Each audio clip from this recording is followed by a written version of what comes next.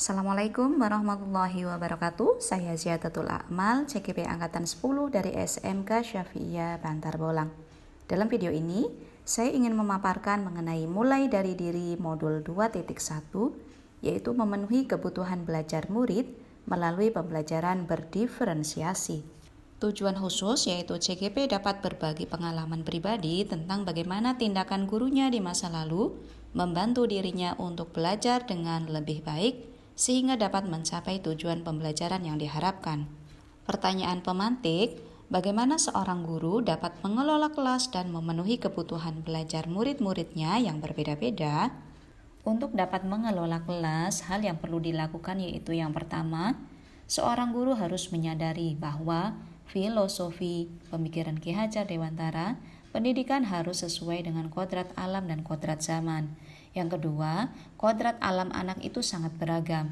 Karakteristik anak begitu bervariasi, terlihat dari minat bakatnya, hobi dan kesukaannya. Dari keberagaman yang bervariasi ini, kemudian mempengaruhi gaya belajar masing-masing siswa.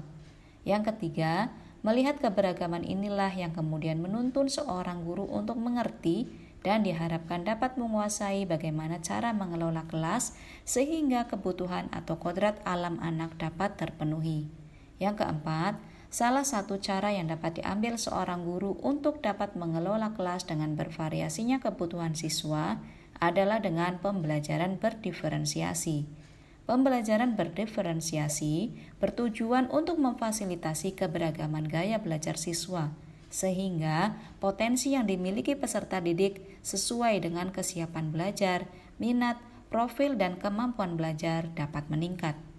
Selanjutnya yaitu refleksi individu.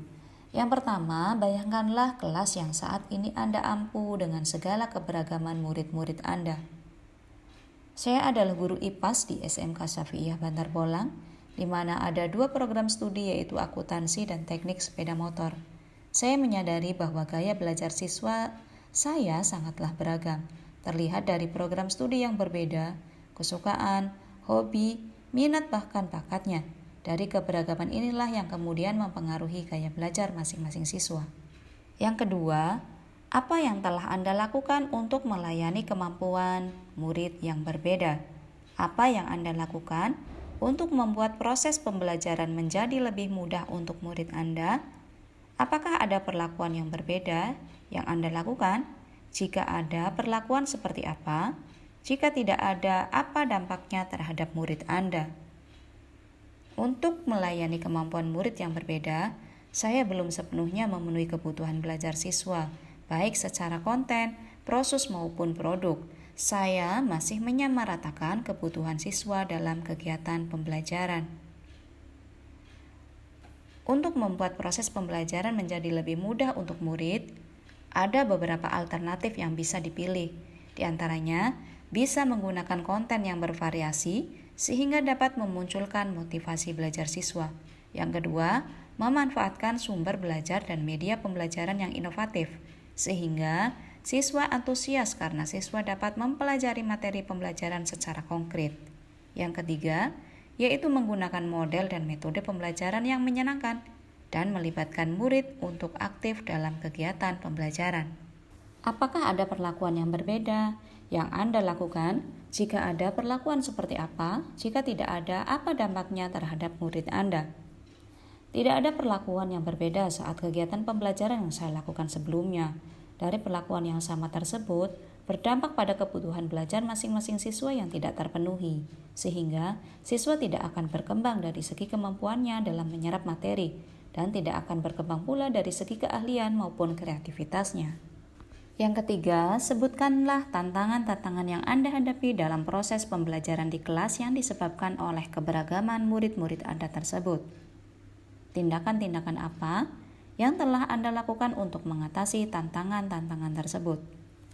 Tantangan yang saya hadapi dalam proses pembelajaran disebabkan oleh keragaman murid, diantaranya yaitu yang pertama, menyusun perangkat pembelajaran, LKPD, penilaian, serta membuat media pembelajaran yang beragam.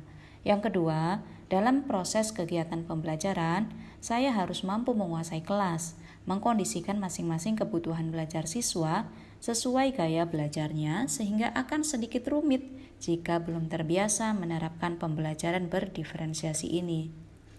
Kemudian, tindakan-tindakan yang akan saya lakukan untuk mengatasi tantangan tersebut, diantaranya yaitu yang pertama, mencari literasi mengenai pembelajaran berdiferensiasi dan penerapannya di kelas. Kemudian yang kedua, mencari konten yang beragam, baik dari video maupun dari sumber media lain, sehingga dapat memenuhi kebutuhan belajar siswa.